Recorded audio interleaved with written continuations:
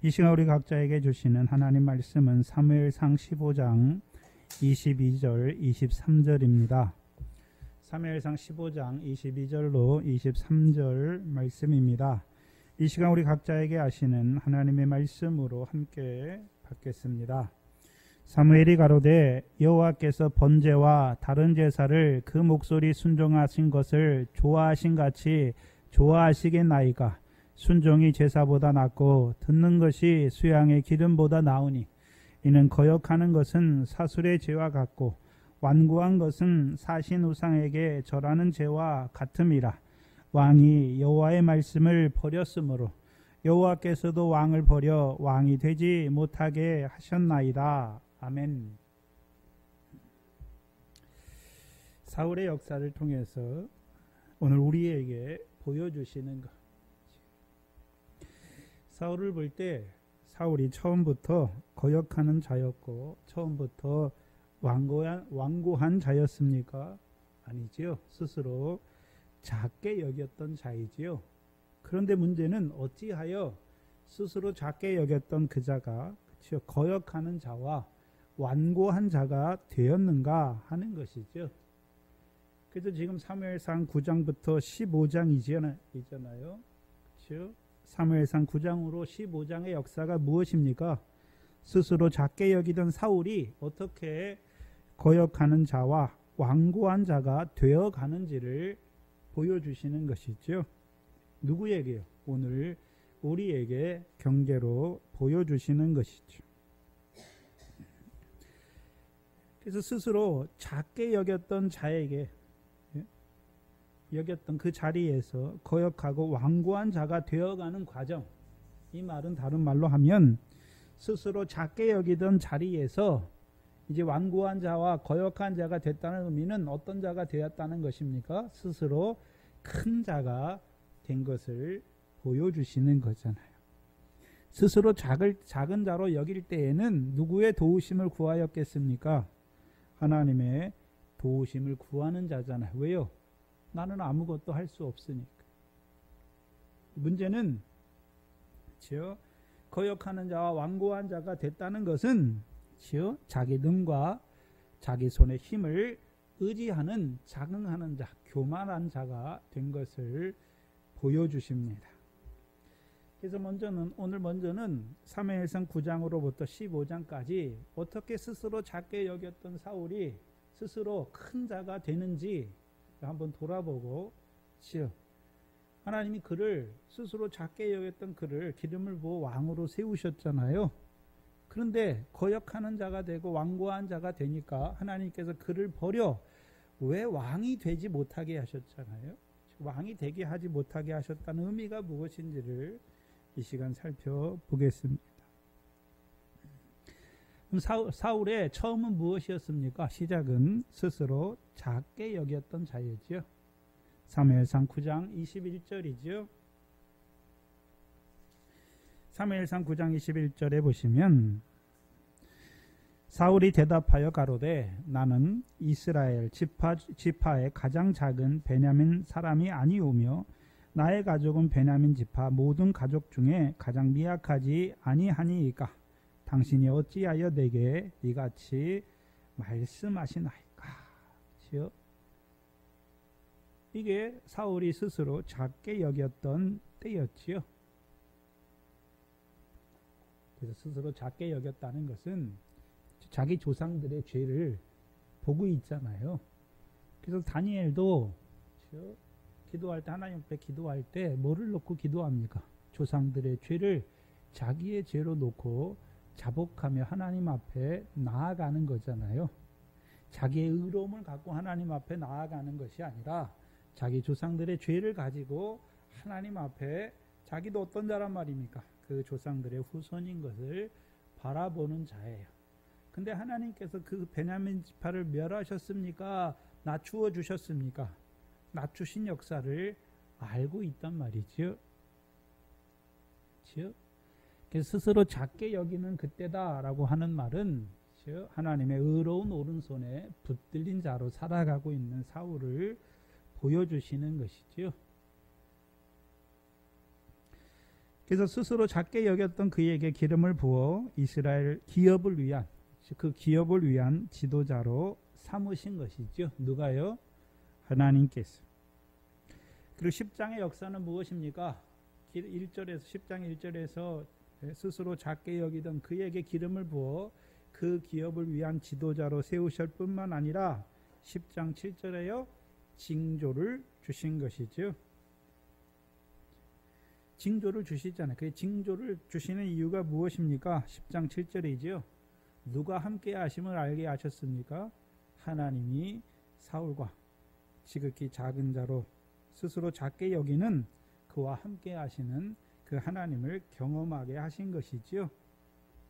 그걸 경험하게 하시는 이유가 무엇입니까? 내가 잘나서 왕노릇 하는 것이 아니라 스스로 작은 나와 함께 하셔서 그 기업을 위한 왕이 되게 하시는 그 하나님의 역사를 경험하게 하시는 것이죠. 문제는 그렇죠. 왕이 되게 하신 그 징조가 다 응하였음에도 불구하고 사울이 숙부를 만날 때 하나님 나라의 일은 고하지 않지요. 왜 그렇습니까? 아직도 스스로 작게 여기잖아요. 자기에게 기름을 부어 이스라엘을 왕으로 삼으셨고 징조가 임하게 하셨음에도 자기 스스로를 볼 때 왕이 되기에는 미약한 자라는 것을 보는 거예요. 그래서 나서서 하나님이 나를 왕으로 세웠으니까 내가 너희를 위한 왕이 되겠다라고 말하지 않고, 그치요? 미약한 자인 것을 보니까 기름을 부었지만 왕으로 나서지 않는 것이죠. 그치요?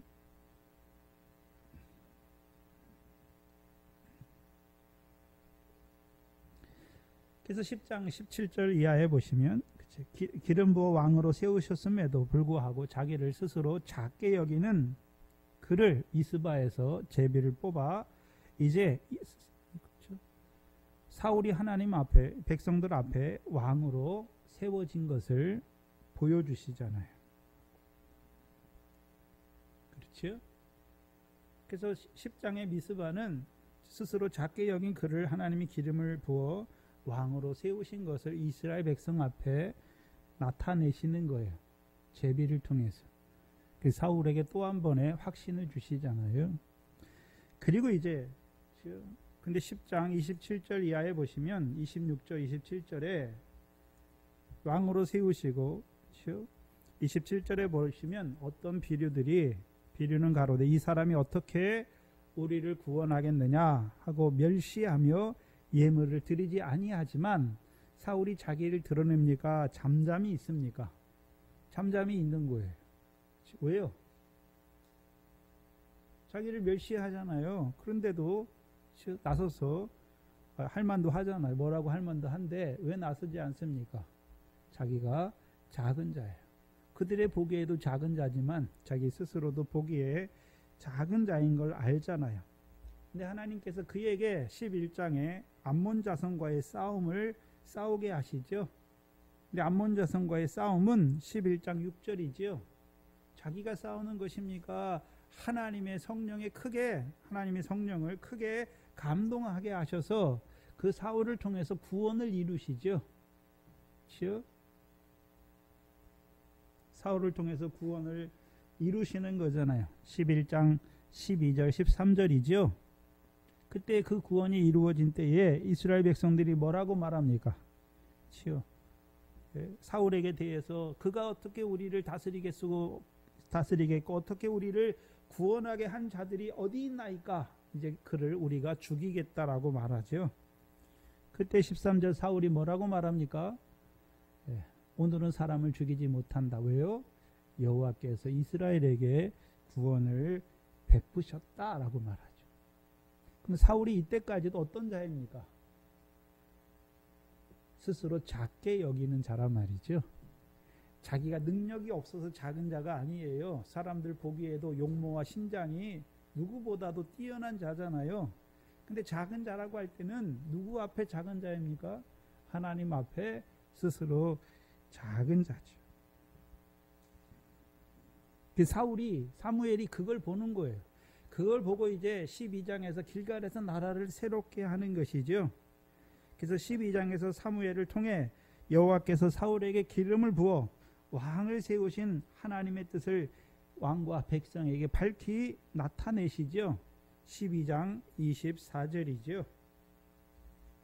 12장 24절이에요. 너희는 여호와께서 너희를 위하여 행하신 그 큰 일을 생각하라는 것이죠. 오직 그 일을 생각하는 자들은 어떤 자로 살아가게 됩니까? 여호와를 경외하고 마음을 다하여 그 여호와를 진실히 섬기는 자들이 되는 것이죠. 그래서 12장은 두 가지 길을 보여주세요. 여호와께서 이스라엘을 위하여 행하신 그 큰 일을 생각하는 자, 생각하는 자의 삶이 어떤 것을 보여주실 뿐만 아니라 여호와를 생각지 아니하면 어떤 자가 될지도 25절에 보여주시죠. 만일 너희가 여전이란 의미에는 어떤 의미가 들어가 있냐면 여호와께서 왕을 세워 너희를 위하여 행하신 그 큰 일을 생각지 아니하고 여전히 악을 행하면 너희와 너희 왕이 다 뭐 할 것을 보여주십니까? 멸망할 것을 보여주시잖아요. 그럼 하나님이 기름 부어 왕으로 세우시고 왕으로 세우신 그 하나님의 두 길을 보여주시잖아요. 하나는 무엇입니까? 여호와를 경외하고 마음을 다하여 진실히 하나님을 섬기는 길이 있고, 왕을 세우셨음에도 불구하고 하나님이 하신 큰 일을 생각지 아니하면 어떤 자가 되는 것입니까? 여전히 악을 행하여 망령되이 행하는 것. 여전히 악을 행하여 결국 왕과 왕의 백성이 멸망하게 되는 것을 보여주시는 것이죠. 그리고 13장에 이제 그렇죠, 악을 행하는 사울 왕을 보여주시죠. 그래서 13장에 제사를 자기가 드리잖아요. 그 결과는 어디서 왔습니까? 여호와께서 이스라엘을 위하여 행하신 그 큰 일을 생각지 않는 자가 된 것이죠. 생각지 아니한 그 결국이 무엇입니까? 망령된 일을 행하는 것이죠. 어리석은 일이잖아요. 근데 그것이 무엇입니까? 악한 일이죠. 여호와의 보시기에 악한 일을 행하는 거잖아요. 그래서 이때로부터 13장으로부터 사울이 그렇죠? 악을 행하는데 같은 악이 아니라 같은 악을 반복적으로 행하는 것이 아니라 더 큰 악으로 나아가는 것을 보여주시는 것이죠. 그래서 사울이 왕이 되었음에도 불구하고 여호와께서 이스라엘 자기를 왕으로 세우신 그 하나님의 뜻을 생각지 아니하는 그 결국이 13장 12절이지요. 왜 제사를 드리는 자가 되었습니까? 블레셋 사람은 나를 치러 오고 당신은 약속한 기한에 안 오니까, 그렇죠? 길갈로 13절에 블레셋 사람은 나를 치러 길갈로 내려오겠거늘 내가 여호와께 은혜를 강구치 못하였다 하고 부득이하여 제사를 번제를 드렸나이다 라고 말하잖아요. 그럼 이 말씀이 13장 12절 말씀이 뭐냐면 여호와께서 자기를 기름 부어 왕으로 세우신 하나님의 뜻을 생각지 않는 자잖아요. 사무엘상 9장 16절에 하나님이 기름을 부어 사울을 왕으로 세우신 목적이 무엇이었습니까? 이스라엘 자손을 블레셋 자손의 손에서 구원하기 위해서. 구원하기 위해 세웠잖아요. 그런데 문제는 뭐냐 하면 블레셋 사람이 자기 앞에 있잖아요. 근데 자기를 기름 부어 왕으로 세우신 하나님의 뜻을 생각하지 아니하니까 뭐만 봅니까? 블레셋 사람이 많은 거, 블레셋 군대가 강한 것만 보니까 보고 두려워하는 자가 되는 것이죠. 그러니까 자기가 여호와께 은혜를 구하기 위해서 번제를 스스로 드리는 망령된 일을 행하는 자가 되는 것이죠. 그럼 왕으로 세우셨는데 악을 행하는 근본적인 원인이 무엇입니까? 신명기 17장 17절 이하잖아요. 그를 왕으로 세우신 이유가 무엇입니까? 여호와를 경외하기를 먼저 배우게 하시는 것이죠. 그럼 그럼 여호와를 어떻게 경외하는 자가 되는 것입니까? 그냥 가만히 있으면 여호와를 경외하는 자가 되는 것이 아니라 율법서를 등사하여 항상 읽게 하시는 거죠. 항상 읽어야 되는 거예요. 읽으면 율법서를 읽으면 뭐를 알게 되는 것입니까? 네? 하나님께서 이스라엘을 위해 행하시는 의로운 일을 기억하는 거잖아요. 지금 사무엘상은 지어지지 않았잖아요. 이때 사무엘상은 없어요. 책이. 율법서는 모세 오경이죠. 신명기까지잖아요. 그럼 신명기까지만 봐도 여호수아 역사도 알고 있겠죠. 그럼 신명기까지 보면 그 역사가 뭡니까? 살아계신 하나님께서 모세와 아론을 세우고 여호수아를 세워서 또요 사사를 세워서 이스라엘 백성에게 의로운 일을 행하시는 그 하나님을 기억하는 자가 되잖아요. 그러면 여호와께서 이스라엘 백성을 위해서 행하시는 그 모든 의로운 일을 기억하는 자는 여러분 하나님이 그때만 살아계시고 지금 자기를 왕으로 세우셔서 그때도 살아계시잖아요. 오늘도 살아계셔서 자기 백성을 위하여 의로운 왕을 세우셔서 이스라엘을 위하여 의로운 일을 행하시는 그 하나님의 살아계심을 볼 건데 그걸 보지 못하는 자가 된 것이지. 한마디로 살아계신 하나님께서 사울을 기름 부어 그 기업을 위한 왕으로 세우셨을 뿐만 아니라 지금도 그 블레셋이 쳐들어온 지금도 하나님께서 기름 부어 세우신 왕과 자기와 함께 하심을 보지 못하는 자가 되는 것이죠. 한마디로요, 만군의 하나님 여호와, 이스라엘 군대의 하나님 여호와께서 자기들과 함께 하심을 보지 못하는 자가 되니까 블레셋 사람의 많음을 보고 두려워하는 자가 되는 거예요. 두려워하는 자가 되는 거예요. 왜 두려워하는 자가 됩니까? 온전한 사랑 안에 거하지 못하는 자가 된 것이지요.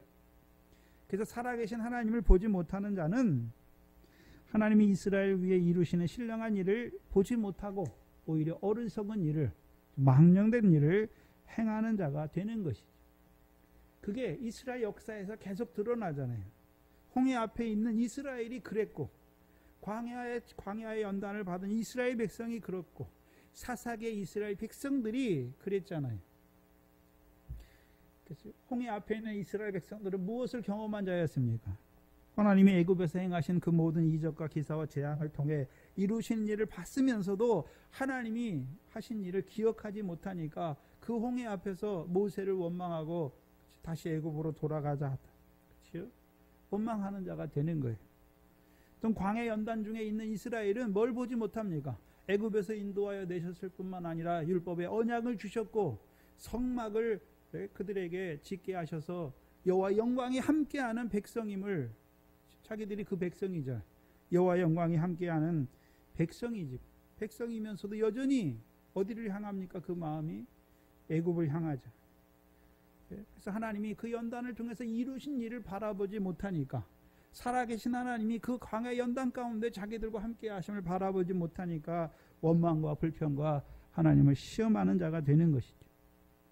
사사기에서 똑같아요.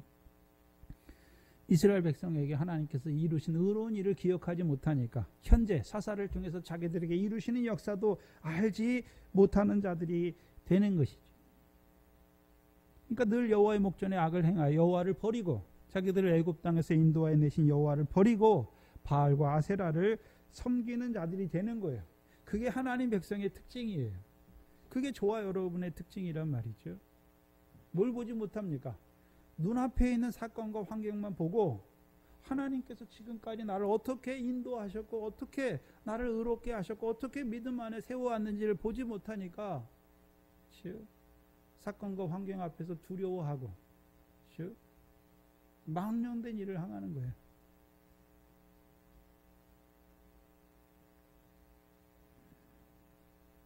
어리석은 자가 되는 거예요. 근데 그게 과정이잖아요.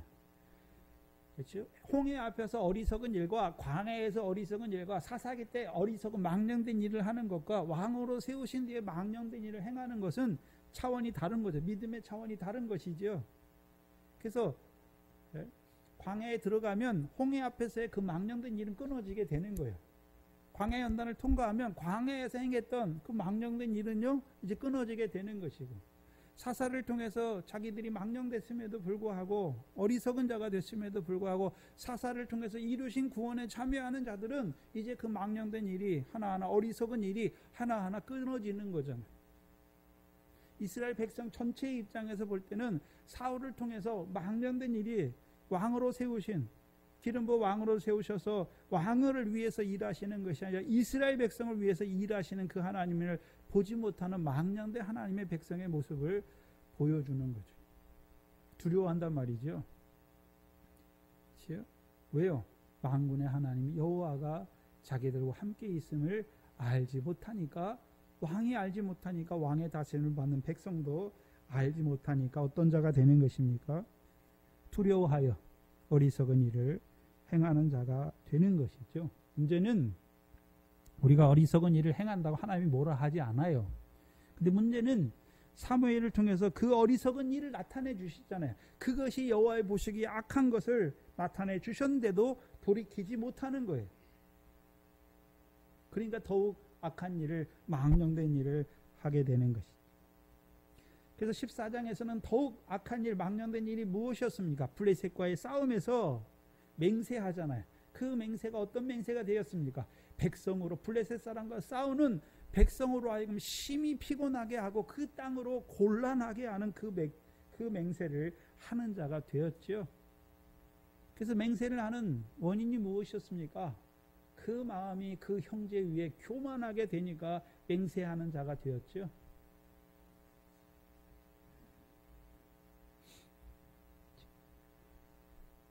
그리고 나아가서는요, 큰 돌을 가져오잖아요.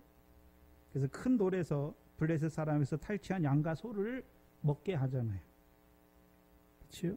그럼 큰 돌에서 먹는 자들은, 사울이 굴려온 큰 돌에서 먹는 자들은 어떠한 자들이 되는 것입니까? 탈취한 것, 곧 하나님이 주신 거잖아요.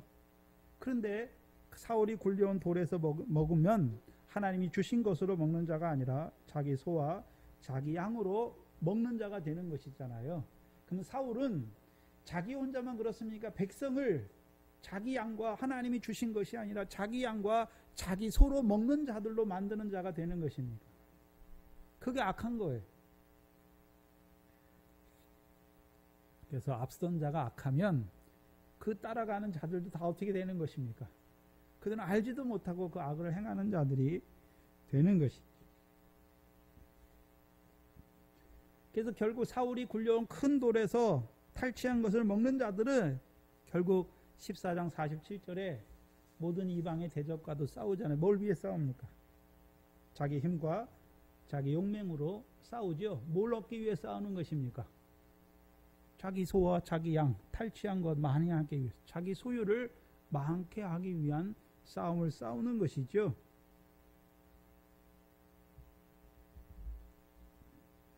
조상들에게 하신 그 언약을 이루는,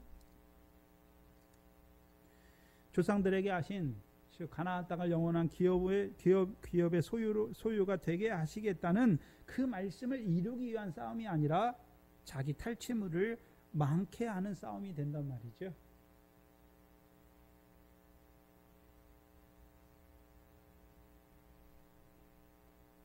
그런데 문제는 뭐냐 하면 하나님이 지게 하셔야 될 것 같은데 사방 모든 대적에게서 이기게 하십니다.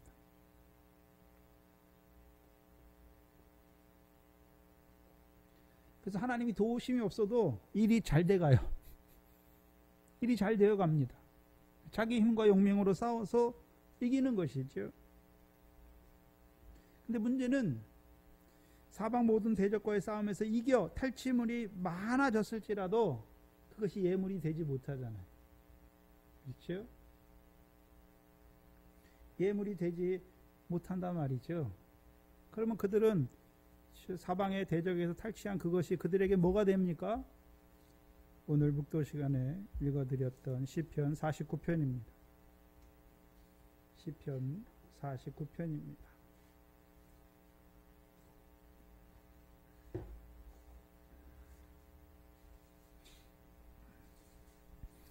49편 6절 이하에 보시면 자기의 재물을 의지하고 풍부함으로 자긍하는 자가 되는 거예요.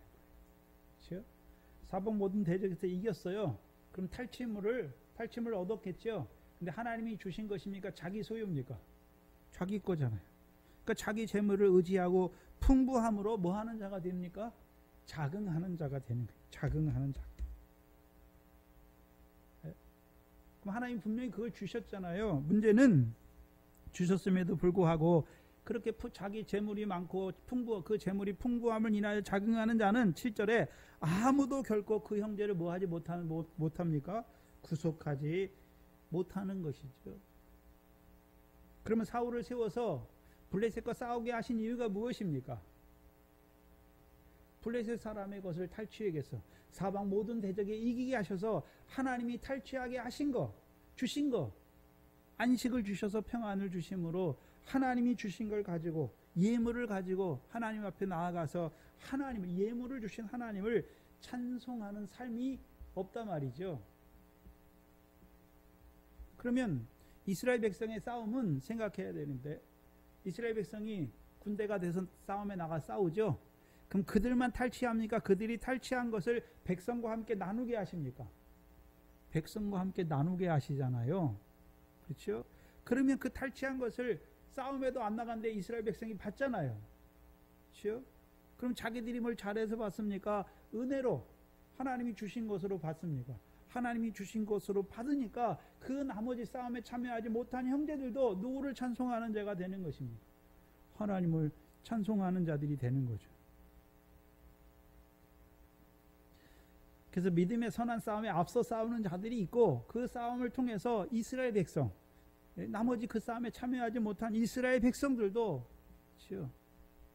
하나님이 주신 것을 누리는 자들이 되는 거예요.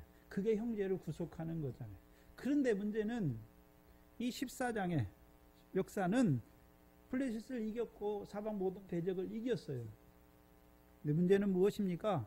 하나님이 주신 것으로 가지지 못하니까, 그렇죠? 풍부함으로 자긍하니까 그것이, 그렇죠? 구속하지 못하는 것이 되는 거잖아요. 그래서 우리가 사무엘하, 지난 사무엘하를 살펴봤잖아요. 다윗이 왕이 되면, 사무엘하 8장 11절을 보시죠.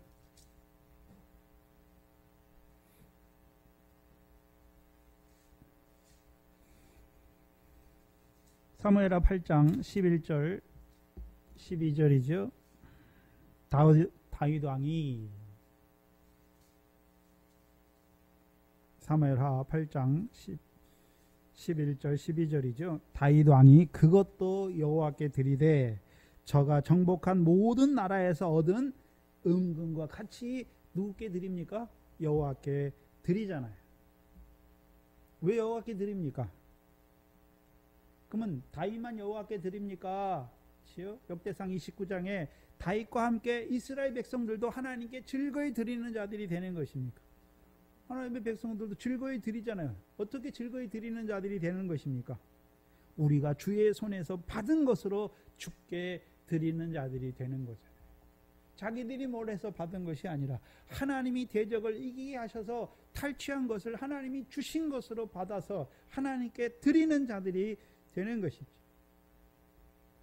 근데 사울과 함께한 백성들, 사방 모든 대적에서 이겼잖아요. 그래서 탈취했어요. 그러나 하나님께 예물을 드리지 못하는 자들이 되는 것이죠.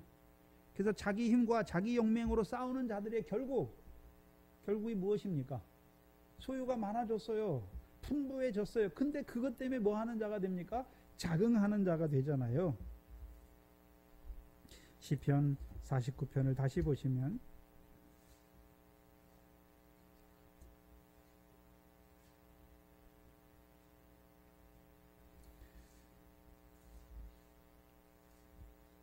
(11절) (12절이)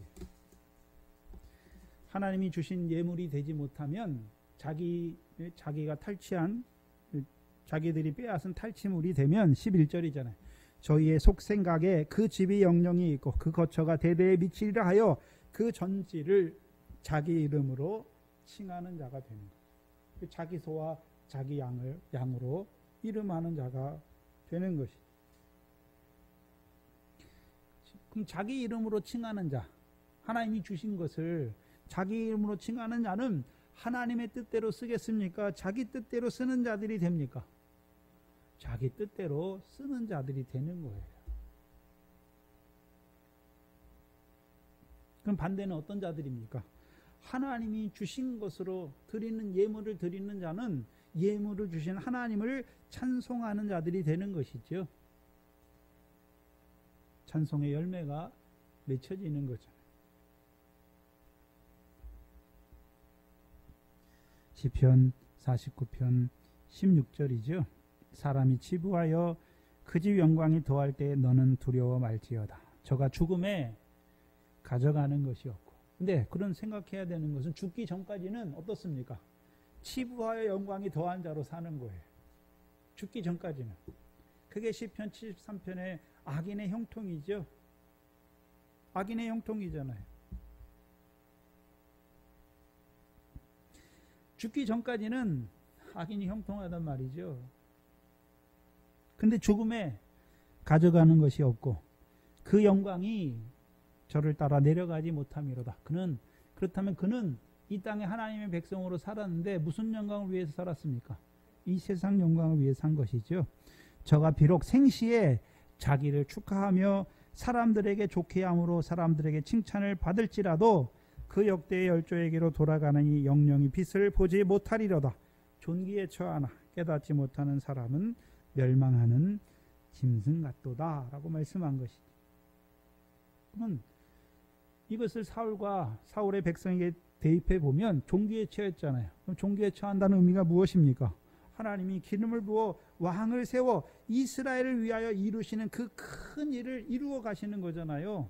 그래서 블레셋 사람에게 이기게 하셔서 블레셋 사람의 손에서 있는 거, 그들의 양과 소를 하나님이 주셨잖아요. 또 사방 모든 대적의 것을 그들에게 주셨잖아요. 근데 깨닫지 못하니까, 하나님이 주신 것을 깨닫지 못하니까 결국 어떤 자가 됩니까? 멸망하는 자가 되잖아요. 그래서 아까 12장 사무엘상 12장 25절에 왕을 세우시고 두 길을 보여주셨잖아요. 너희가 왕을 세우신 그 하나님을 생각지 못하고 여전히 악을 행하면 너희 왕과 너희가 뭐합니까? 멸망하는 자가 돼요. 지금 사울이 처음에는 스스로 작은 자였는데 왕이 되고 나서 점점 어떤 자가 돼갑니까? 멸망길로 걸어가는 자가 되는 것을 보여주시는 거예요.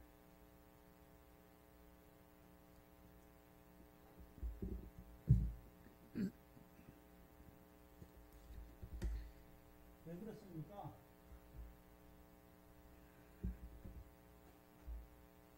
하나님이 이스라엘 백성을 위해서 이루신 큰 일을 생각지 않는 거예요.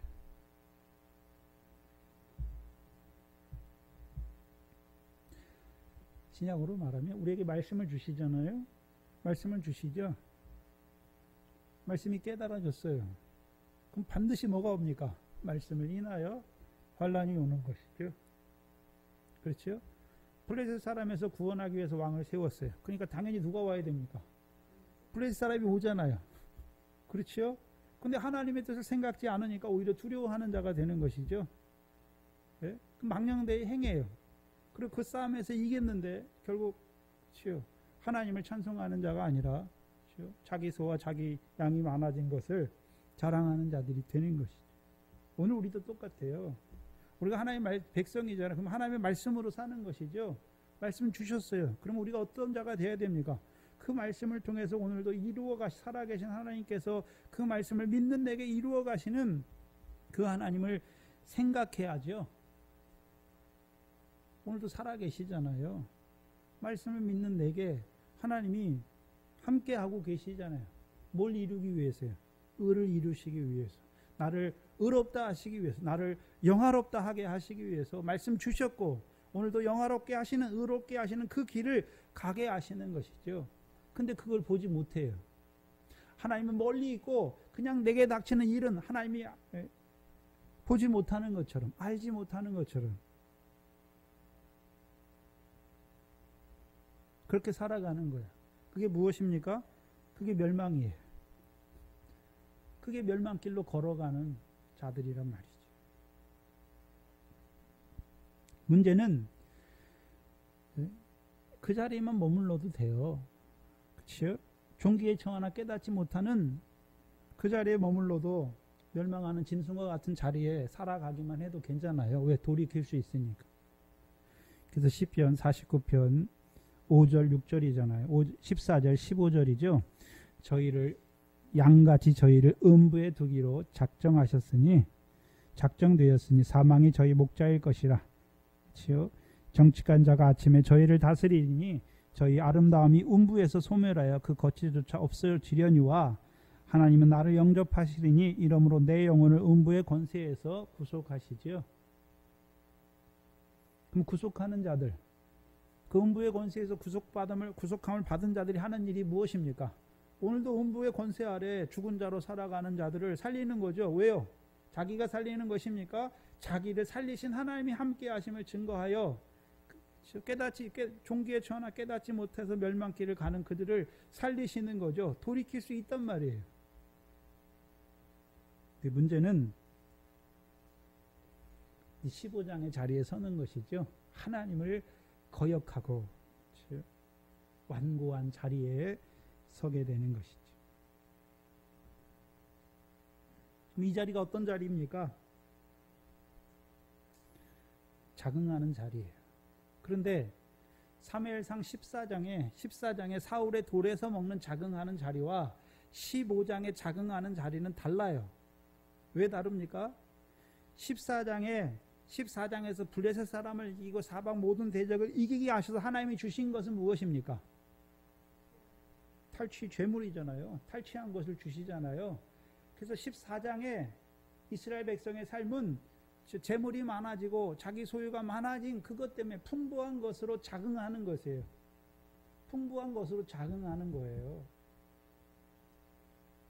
근데 15장의 자긍은 달라요. 아말렉의 것은 하나님이 주시지 않았단 말이죠. 그래서 아말렉을 진멸하라 하잖아요. 근데 이들이 뭐합니까? 가장 좋은 것을 남기죠. 곧 자기 능과 자기 손의 힘을 의지하는 자긍인데, 내가 아말렉을 진멸했으니까, 내가 하나님의 명령을 다 행했으니까 이 정도는 범해도 된다. 이 정도는 내가 취해도 된다라고 하는 자들이.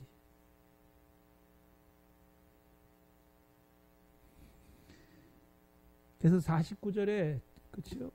풍성한 것을 인하여 자긍하는 것은 돌이킬 수가 있어요. 근데 사무엘상 15장에 자긍하는 자, 교만하는 자가 되면 꺾이우는 거예요. 꺾이우는 거예요. 왜요? 거역하고 완고한 자가 된 자들이잖아요. 그래서 우리가 교만을 말할 때, 우리가 교만할 때가 많잖아요. 근데 돌이킴을 받는 교만이 있고 돌이키지 못하잖아요. 그렇죠? 그래서 베드로전서 5장에 교만한 자를 누가 대적하십니까? 하나님이 대적하시는 그 자리에 선 거죠. 그럼 사울의 이 자리, 내가 하나님의 명령을 다 행했다고 말하는 자리가 어떤 자리입니까? 하나님과 대적하는 자리에 선 것을 보여주시는 거예요.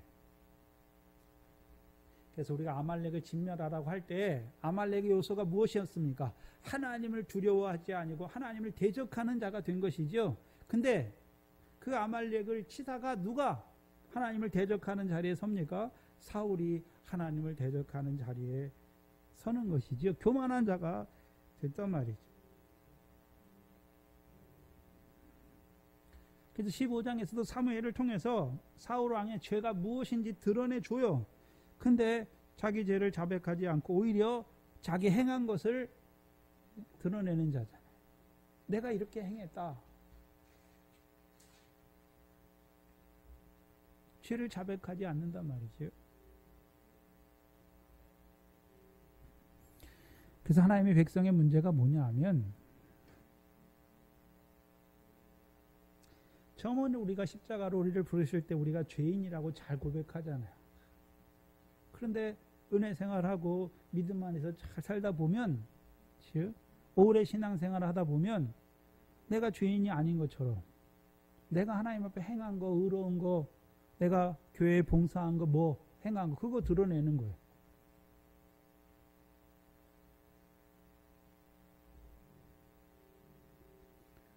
사도 바울과 같이 자기가 죄인 중에 괴수인 것이 드러나야 하는 것이지요.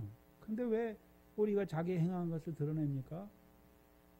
주의 법이 우리 속에 있지 못하는 것이지요. 새 계명 아래 살아가지 못하는 자가 됐잖아요. 그러니까 자기 손과 자기 힘을 내미는, 자기 손을 내미는 자가 되는 거예요. 문제는 사울은 하나님이 기름을 부어 이스라엘을 위해 세우신 왕이잖아요. 이스라엘에게 의를 이루시기 위해 세우신 왕인데, 근데 그 하나님을, 자기를 왕으로 세우신 그 하나님을 거역하고 완고한 자가 되는 근본적인 원인이 무엇입니까? 신명기 17장에 있지요. 그렇다면 하나님이 왕을 세우신 목적은 한마디로요, 하나님을 경외하는 자로 살아가게 하시려고. 그렇죠? 왕만이 아니라 그 왕의 다스림을 받는 백성들도 하나님을 경외하는 자로 살게 하시려고 왕으로 세우신 것이죠. 그래서 하나님을 왕으로, 하나님을 경외한 자로 살아가는 그 삶이잖아요. 그럼 하나님을 경외하는 삶이 어디 나옵니까? 창세기 22장에 나오죠. 아브라함에게 네가 이제야 나를 경외하는 줄 알았도다 라고 말씀하시죠. 근데 우리는 야고보서 2장을 봐야죠. 그럼 하나님을 경외하는 삶이 어떤 삶입니까? 야고보서 2장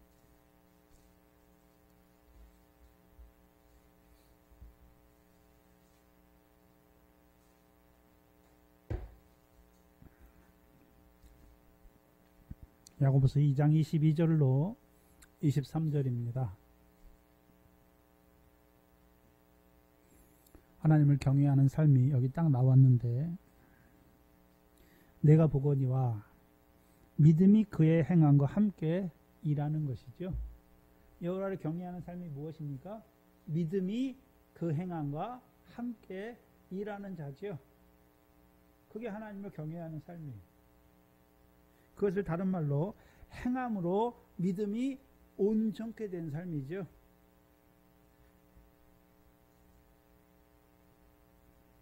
그리고 23절이 그거를 풀어서 설명해요. 23절이 설명하지. 이로 보건대 23절이죠. 경에 이른 바 아브라함이 하나님을 믿으니 이것을 그에게 이것을 의로 여기셨다는 말씀이 뭐 한 것입니까? 응하여지는 거예요. 응하여지는 삶이에요. 그럼 아브라함을 의로 여기셨을 때는 언제입니까? 15장이고 의가 응하여진 때는 언제입니까? 22장이에요. 근데 문제는 믿음과 그 행함이 함께 한다고 그러니까 우리가 믿고 그대로 행하는 것입니까? 23절에 하나님을 믿으니 그것을 의로 여기신 하나님의 말씀이 하나님이 응하게 하시는 것입니까? 하나님이 응하게 하시는 것이죠. 하나님이 응하게 하시는 것이죠. 어떻게 응하게 하십니까? 신약에 빌립보서 3장 9절이죠. 내가 가진 의는 율법의 의가 아니다라고 말씀하죠. 그러면 사도 바울이 가진 의는 어떤 의입니까? 오직 그리스도를 믿음으로 말미암아 된 것이죠. 곧 믿음으로 하나님께로서 난 의란 말이죠. 하나님께로서 나는 의예요. 우리가 86세의 아브라함과 그렇죠? 창세기 22장의 아브라함은 차이가 있잖아요. 86세 아브라함은 그렇죠? 하나님께로서 난 의가 아니에요. 하나님의 말씀을 믿고 자기가 하갈과 동침하여 아들을 낳았잖아요. 율법의 행함으로 하나님의 의를, 말씀을 이루려고 하는 자가 되는 것이고, 창세기 22장에 가서야 드디어 어떤 자가 됩니까? 믿음으로 하나님께로서 난 의를 이루는 자가 되는 거예요.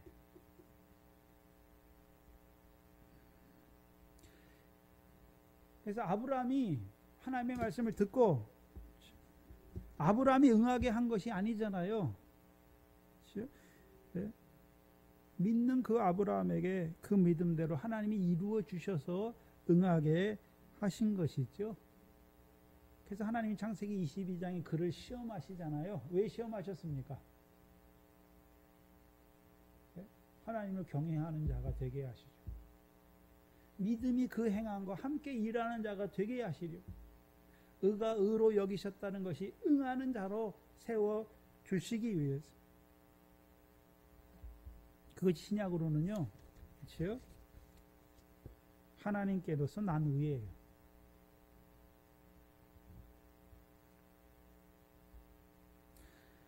의가 응하였다는 의미가 어떤 의미입니까? 아브라함이 가나안 땅을 기업으로 주시겠다는 것이죠. 신약에서는 우리가 하나님 나라에 들어갔잖아요. 그렇죠? 그 나라와 의를 구하잖아요. 의가 응하여졌다는 말은 그렇죠? 그 나라와 의를 이루는 자가 되게 하시는 것이지요. 그게 디도서 3장 5절로 6절이잖아요. 그래서 그리스도를 믿음으로 난 의, 곧 믿음으로 하나님께 난 의가 어떤 의였습니까? 먼저는 우리를 중생의 시승과 성령의 새롭게 하심으로 하나님 나라 백성이 되게 하셨고, 그렇죠? 그들에게 예수 그리스도로 말미암아 우리에게 성령을 풍성히 부어주셔서 부어주시는 그 하나님의 은혜로 의롭다 하심을 얻어 영생을 소망을 쫓아 후사가 되게 하시는 것이죠.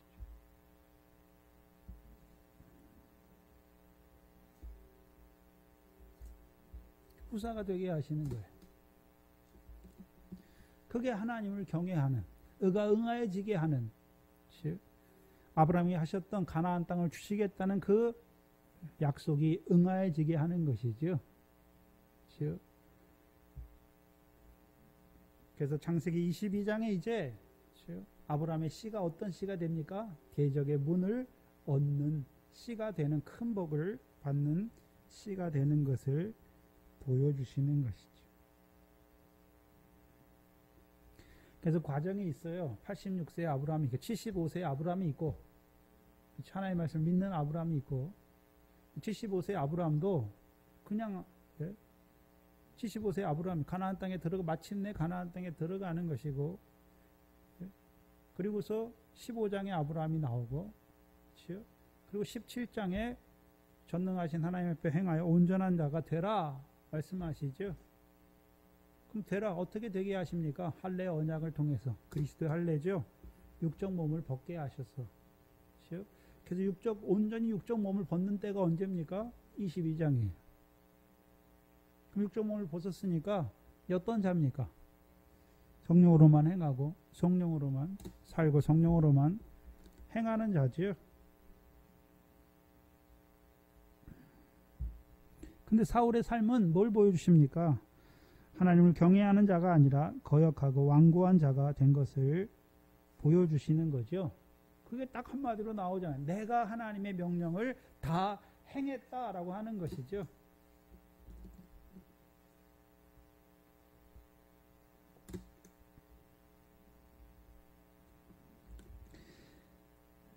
그렇다면 사울을 왕으로 세운 것은 하나님을 경외하는 자로, 그래서 아브라함을 통해서 하나님을 경외하는 삶이 무엇인 것을 보여주셨죠. 그럼 왜 사울은 하나님을 경외하는 왕과 왕의 백성으로 세우시기 위해 주셨는데 왜 거역하고 완고한 자가 되는 것입니까?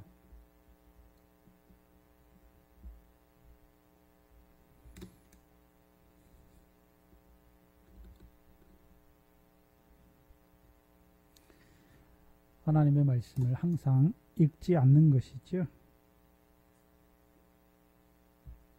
신명기 17장이잖아요. 왕이 된 자들에게 첫 번째 해야 될 일이 무엇입니까? 율법서를 등사하여 자기 옆에 두고 평생에 읽는 거죠. 그래서 읽어서 여호와 경외하기를 먼저 배우는 자가 되는 것이죠.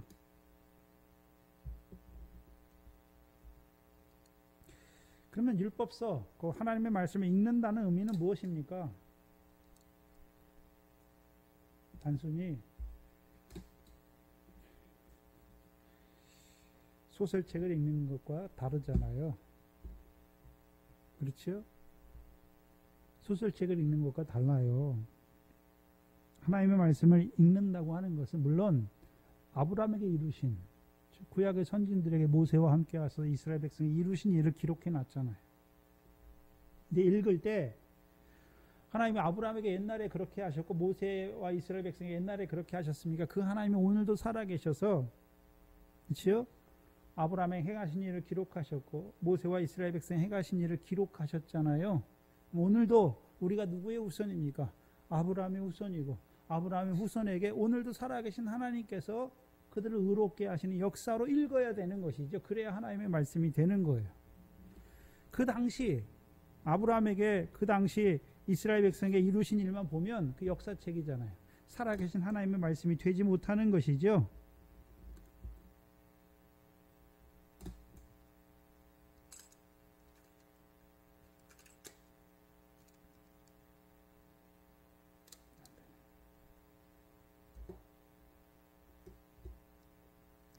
그럼 하나님의 말씀을 읽는다는 것은 어떤 의미입니까? 살아계신 하나님께서 오늘 내게 하시는 말씀으로 듣는 거예요. 옛날에 아브라함에게, 모세에게 주셨던 하나님의 말씀이 아니라 그 하나님이 오늘도 살아계셔서 하나님의 말씀을, 아브라함에게 하셨던 말씀을 우리에게 주시잖아요. 들을 때 오늘도 아브라함은 하나님의 백성입니까? 내가 하나님의 백성입니까? 내가 하나님의 백성이잖아요. 그러면 나를, 오늘도 살아계신 하나님께서 나를 어떻게 하십니까? 의롭게 하시잖아요. 나를 의로운 자로 세워가시잖아요. 하나님의 백성을, 오늘 하나님의 백성을 의로운 자로 세워가시는 그 일을 한단 말이죠.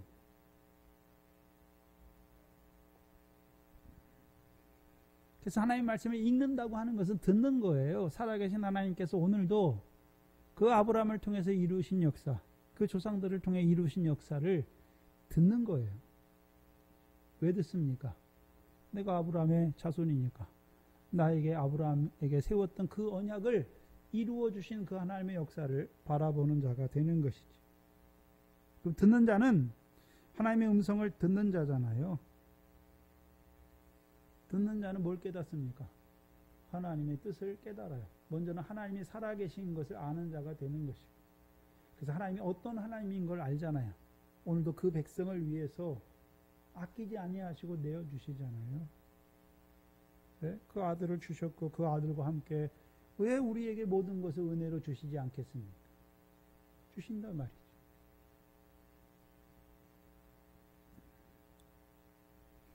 먼저는 하나님이 살아계신 것을 보여주시고 그 하나님이 살아계셔서 하나님 백성을 위해서 무엇을 이루어 가시는지를 깨닫는 자가 되는 거예요. 깨달으니까 이제 어떻게 됩니까? 믿어지는 거예요. 아, 그렇게 내게도 이루시겠구나. 믿어지는 거죠. 뭘 믿습니까? 오늘도 살아계신 하나님께서 이스라엘 위해, 나를 위해 의로운 일을 행하시는 하나님이 누구와 함께 하십니까? 나와 함께 하심을 믿는 자가 되는 것이죠.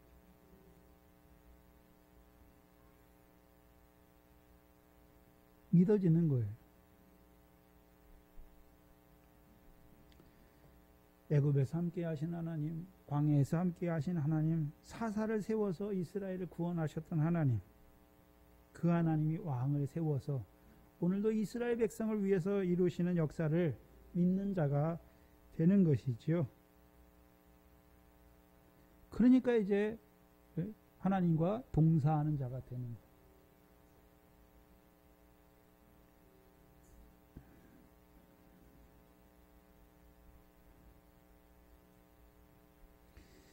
이스라엘 위에 의로운 일을 하시는 하나님과 함께 일하는 자가 된단 말이죠. 신약에서는요, 우리 안에 능력으로 행하신 이의 역사를 따라 우리도 수고하는 자가 되는 것이죠. 반대는요, 자긍하는 자죠. 내가 하나님의 명령을 행했다 하는 자가 되는 거예요. 내가 하나님의 명령을 행했다 하는 자는 즉 살아계신 하나님을 죽은 하나님으로, 우상과 같이 하나님을 죽은 우상과 같은 신으로 만드는 자들을 보여주시는 거예요. 그래서 부활에 대해서 사두개인들에게 말씀할 때 너희가 부활에 대해서 말할지인데 하나님은요 산자의 하나님이고 죽은 자의 하나님이 아니다잖아요. 그러면 그걸 거꾸로 생각해 보면 이 사두개인들은 어떤 하나님 섬기고 있습니까? 죽은 하나님 섬기는 거예요. 죽은 하나님. 죽은 하나님을 섬기는 자들이죠. 또한 바리새인들도 죽은 하나님 섬기잖아요. 왜요? 하나님이 백성을 의롭게 하는데 자기들이 하나님의 말씀을 지켜 의롭다함을 이루려는 자들이 되잖아요.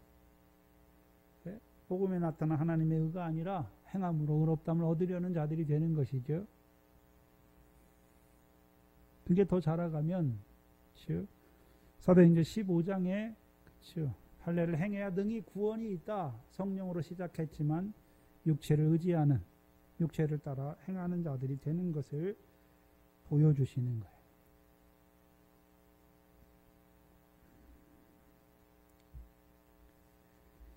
하나님이 세우신 뜻과는 전혀 거리가 먼 자가 되어버리잖아요. 거역한다. 사울이 거역하고 완고한 자가 됐다라고 할 때는 하나님을 안 믿는 백성들을 향해서 하나님이 너희가 거역하고 완고한 자가 됐다라고 말씀하시는 게 아니에요. 성경은 하나님을 안 믿는 이방인들을 향해 너희가 하나님을 거역하는 자다, 완고한 자다라고 말씀하지 않아요. 누구 보고 말합니까? 하나님이 하나님의 뜻을 이루시기 위해 기름 부어 세웠는데도 불구하고 오히려요 자기의 기뻐하는 뜻을 이루는 자들이 되죠. 하나님이 기뻐하신 뜻을 이루는 자가 아니죠. 자기 능과 자기 능과 자기 손의 힘을 의지하여 자기 뜻을 자기의 기뻐하는 뜻을 이루기 위해서 하나님의 명령을 행하는 자예요. 이들을 뭐라고 말하냐 하면 하나님의 말씀을 이용해서 자기의 무엇을 이루려고 하는 자들이 되는 거예요. 하나님이 기뻐하실 뜻이 아니에요. 자기들의 기뻐하는 뜻이란 말이에요.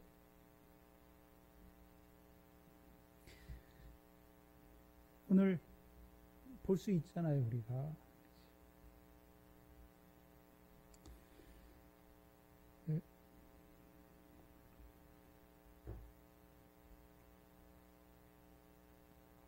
예배당을 크게 짓는 게 하나님의 뜻이 아니에요.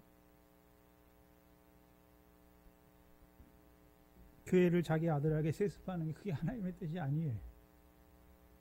네? 하나님이 기뻐하는 뜻이 아니에요. 근데 자기들은 뭐라 그럽니까? 이거 우리가 하나님 뜻대로 행했다라고 말하는 것이지요. 거역하는 자가 되고 완고한 자가 되어가는 과정을 보여주시는 거예요.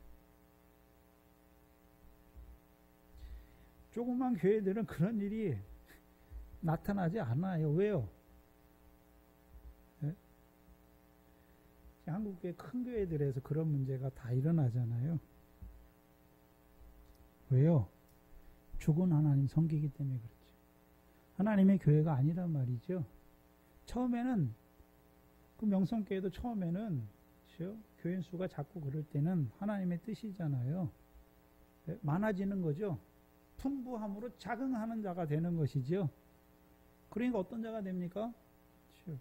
하나님의 뜻이 아니라 자기들의 뜻을, 자기들의 기뻐한 뜻을 이루어가는 교회가 되는 것이죠. 그들을 향해서 하나님이 거역하는 자다, 완고한 자다. 한마디로 멸망길에 종기에 처하나 깨닫지 못하는 멸망하는 짐승과 같은 자들이 된 것을 보여주시는 거예요. 근데 여기서 짐승은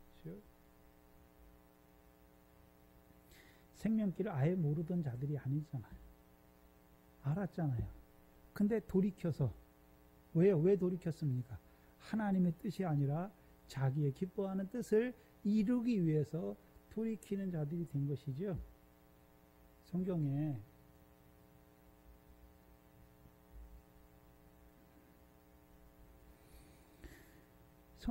자기 뜻을 이루란 말이 없잖아요. 하나님의 뜻을 말씀을 통해서 우리에게 보여주셨잖아요.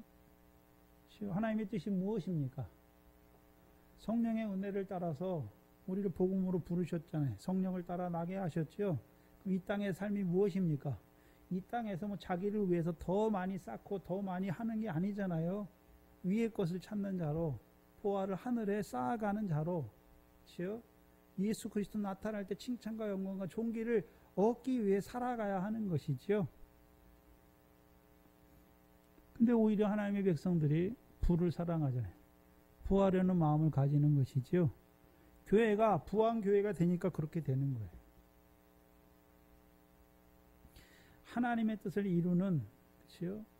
하나님이 왜 이 교회를 세워서 오늘도 이 땅에서 이루어가고자 하는 하나님의 뜻이 무엇인지를 찾는 자가 됐다면 하나님이 기뻐하신 뜻을 이루는 자들이 되잖아요. 근데 우리가 그런 교회들을 보면서 경계해야 되는 것이지, 불쌍히 여겨야 되는 것이지, 하나님의 백성이 멸망길, 생명으로 시작했다 멸망길로 걸어가는데 잘됐다 쌤통이다 비판하고 헤아리는 게 아니란 말이죠. 먼저는 우리의 경계로 삼아야 되죠. 우리도 만약 그와 같이 되면, 그렇죠? 하나님의 말씀을 늘 묵상하지 못하면, 하나님의 뜻을 찾지 못하면, 그렇죠? 자기 뜻을 이루려는 자가 되면 어떻게 되겠습니까? 사울과 같은 자가 되는 것이죠. 그렇죠? 멸망길을 걸어갈 수밖에 없는 자가 되는 거예요. 그 소욕이, 그것이 우리 안에도 그대로 있어요. 우리는 뭐 없는 자입니까? 아니에요. 있어요. 우리도 교만할 때가 있잖아요. 자긍할 때가 있죠. 자기 풍부함. 나는 건강이 풍부해요. 그러니까 건강 때문에 자긍하죠. 나는 물질이 풍부해. 그것 때문에 자긍해요. 나는 뭐 때문에 그것 때문에 하나님을 의지하는 것이, 심령이 가난해서 하나님의 도우심을 의지하는 자가 아니라 자기의 풍부한 그 무엇을 자긍하는 자가 된단 말이죠. 근데 하나님이 사무엘과 같이 자긍할 때, 망정되이 행할 때, 말씀을 통해서 책망해 주실 때 돌이키는 것이죠. 문제는 돌이키는 거잖아요. 명성교회가 그 통합 측에 있는데요. 통합 측에 있는 교회들이 영락교회도 세문안교회 그런 큰 교회들이 있어요. 근데 그 교회들이 다 잘못됐다고 말하는 거예요, 지금. 왜요? 영락교회나 세문안교회는 세습을 안 했거든요. 통합 측이잖아요. 그 통합 측 교단 자체가 그걸 헌법에 명문화 시켰잖아요. 명문화 시킨 이유가 있어요. 그렇죠? 하나님의 교회이기 때문에. 하나님의 뜻을 이루기 위해서. 근데 그걸 바꿔가잖아요. 편법을 통해서 그거를 세상 사람들도 다 아는. 세습이란 게 뭡니까? 자기 친인척에게 주는 거, 자기 자식에게 물려주는 거잖아요. 근데 자기가 은퇴하고 2년 뒤에 왔으니까 그게 세습이 아니다. 세상 사람들도 아는 것을, 그거를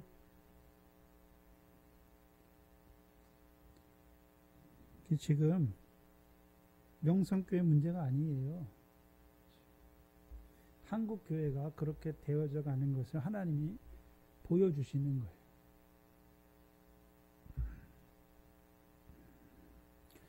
그러니까 교회에 소망이 없어요.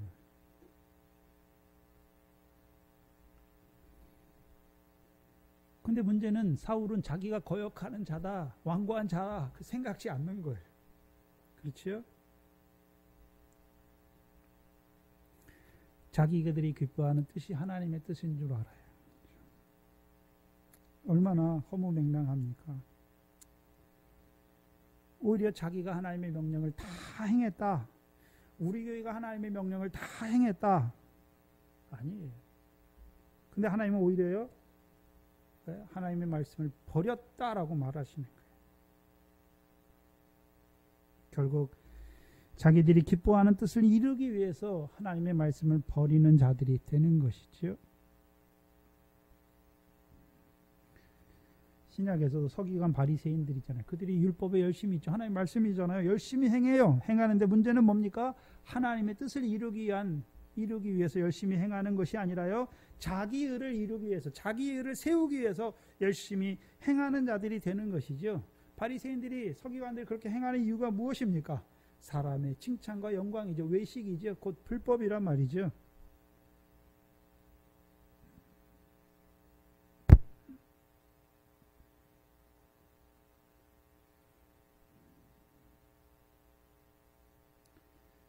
문제는 그렇죠? 왕이란 말이죠.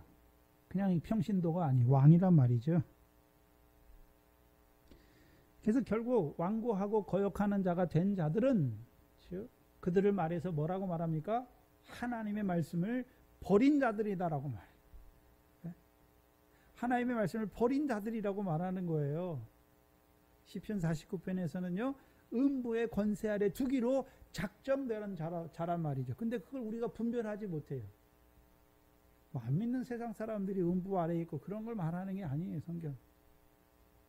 하나님 믿는 자들이 음부의 권세 아래 멸망하는 짐승과 같은 삶을 살아가는 것이죠. 하나님이 버리신 자들이에요.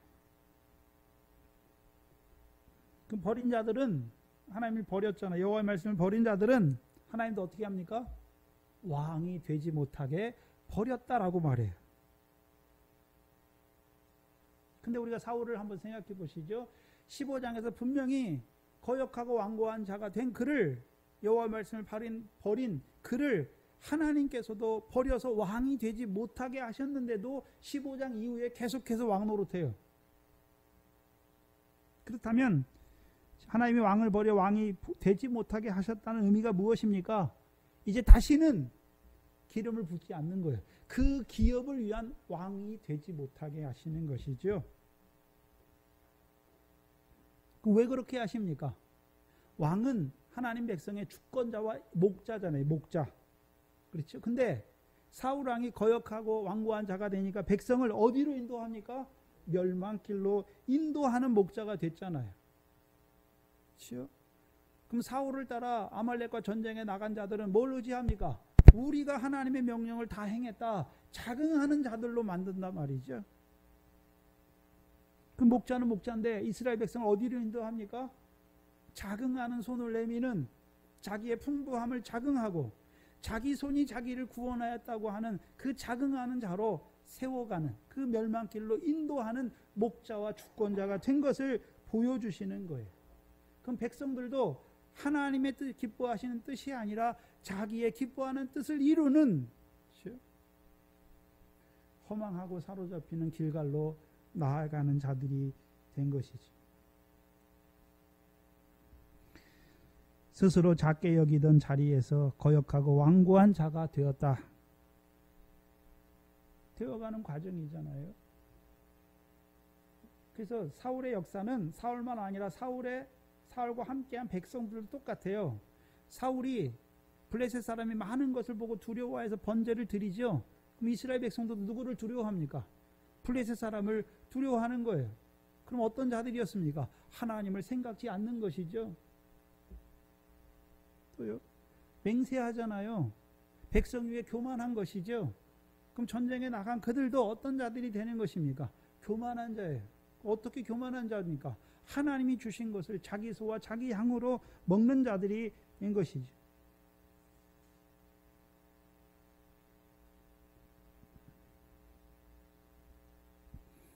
그럼 15장에 와서는요, 결국 하나님의 백성들로 하여금 자기 손과 자기 능과 자기 손의 힘을 의지하는 자긍하는 자들로 만드는 왕이 되는 거잖아요. 그래서 블레셋과 사방 모든 대적의 것은 하나님이 주시는 거잖아요. 그런데 아말렉의 역사는, 아말렉에서는 하나님이 주십니까? 진멸하라 하신 것입니까? 진멸하라 하신 것임에도 불구하고 그것을, 가장 좋은 것을 탈취하는 자들이 되는 것이죠. 이 신약에서는 그것을요, 하나님의 백성으로 하여금 그리스도 십자가의 원수로 행하는 자들이 되게 했다라는 말이에요. 그렇죠?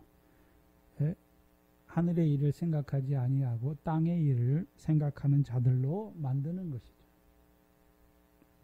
영원한 것을 생각지 아니하고 육신으로 살아가는 그것만 생각하게 만드는 자들이 된 것이죠.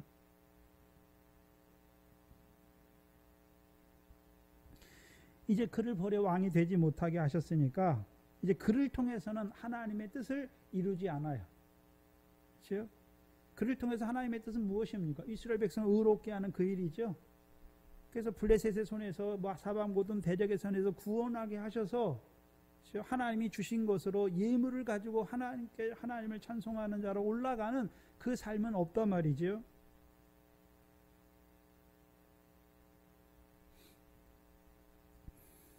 또한 광야에서 연약한 자를 죽이는 그 아말렉의 권세를 깨뜨리는 그 일도 못하는 자들이 되는 것이죠. 그럼 사울 개인에게는 왕이 되지 못하게 하셨죠. 사울 개인에게는 어떤 의미입니까? 사울을 기름 부어 왕으로 세우신 하나님, 그렇죠? 그를 통해서 하나님이 그와 함께 하셔서 이스라엘 백성에게 의를 이루시잖아요. 블레셋과 사복 모든 대적에서 이기게 하시는 것이죠. 곧 하나님을 경외하는 백성으로 세우시는 거잖아요. 그 일에 쓰임 받으면 고린도전서 3장처럼 사역자와 동력자잖아요. 각각 자기 한 일을 따라서 상을 받는 것이죠.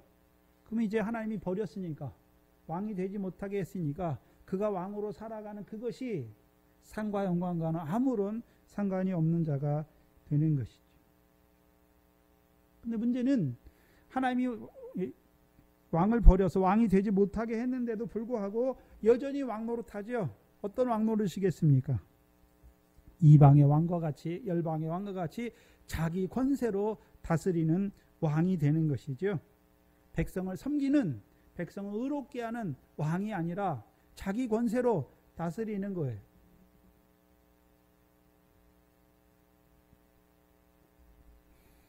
그래서 그 후로는 하나님이 왕이 되지 못하게 버리신 후로는 이스라엘 왕으로 살지만 그 기업을 위한 왕은 되지 못하는 것이죠.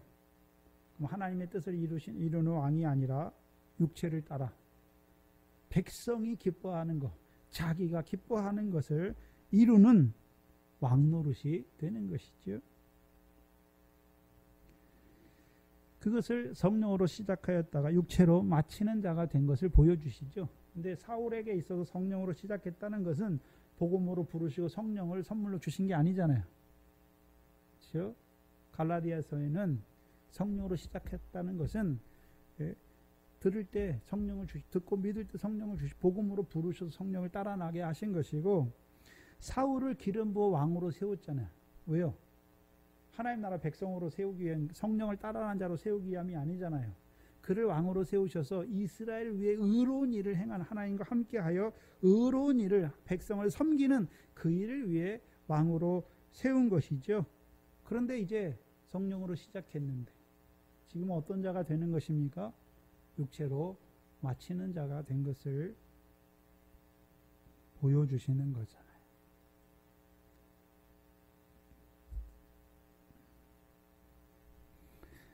문제는 육체가 된 자들, 육체가 된 자들이 자기들도 하나님의 백성이라고 말해요. 근데 그들의 삶을 돌아보면 어떤 삶이겠습니까? 여호와를 경외하는 삶이 이루어지는 게 아니에요. 자기 뜻을, 자기 욕망을 이루는 자잖아요. 그래서 오늘도 그리스도인이라고 하는데 자기 욕망을, 하나님을 빙자해 하나님을 이용해 자기 욕망을 이루려고 하는 자들이, 그런 교회가 얼마나 많습니까? 저와 여러분은 그렇지 않습니까? 여러분이 하나님 앞에 나올 때 뭘 가지고 나오십니까? 하나님께서 말씀을 통해 나에게, 오늘 하나님의 백성으로 부르셨을 뿐만 아니라 그 유업을 바라보는 나에게 말씀을 통해서 이루어 가고자 하시는 그 하나님의 뜻이 이루어지기를 원하십니까? 그걸 기도하고 있습니까? 아니면 내가 육신으로 살아간 날 동안에 그 육신의 것을 구하십니까? 우리 자신에게 경계로 주시는 것이지요. 그래서 이제 이 말씀을 통해서 끊어지게 하시는 거예요. 사울의 요소가 멸망의 길로 가는 짐승과 같은, 우리의 풍부한 무엇을 의지하는 그게 하나하나 끊어지게 하시는 것이지요. 그래서 이제 온전히 하나님을 경외하는 아브라함과 같은 그 믿음의 행함과 함께 일하는 그런 자로 우리를 세워 가십니다. 그 하나님을 바라보시고 그 하나님을 믿음으로 의지하는 저와 여러분 되시기를 바랍니다. 기도하겠습니다.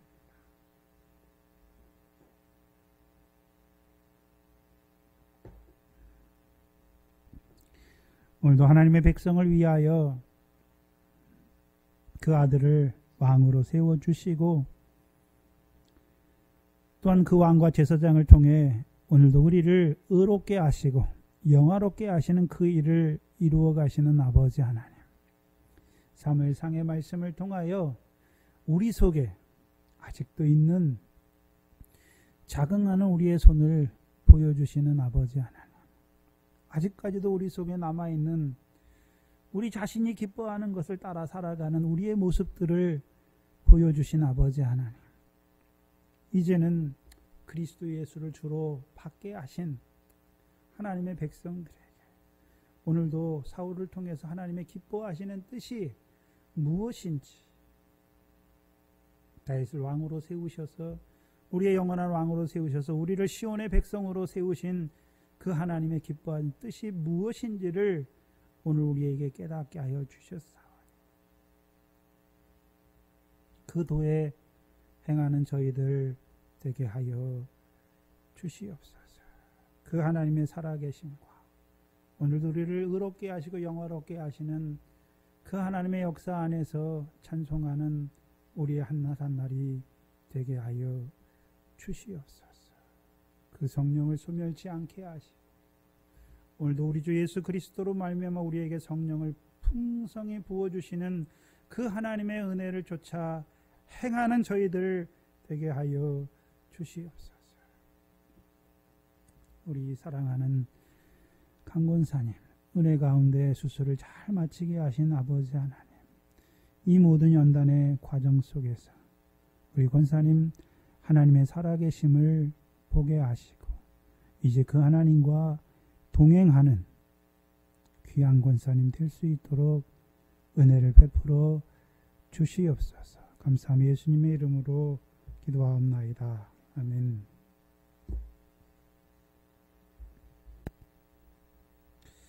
찬송가 478장입니다.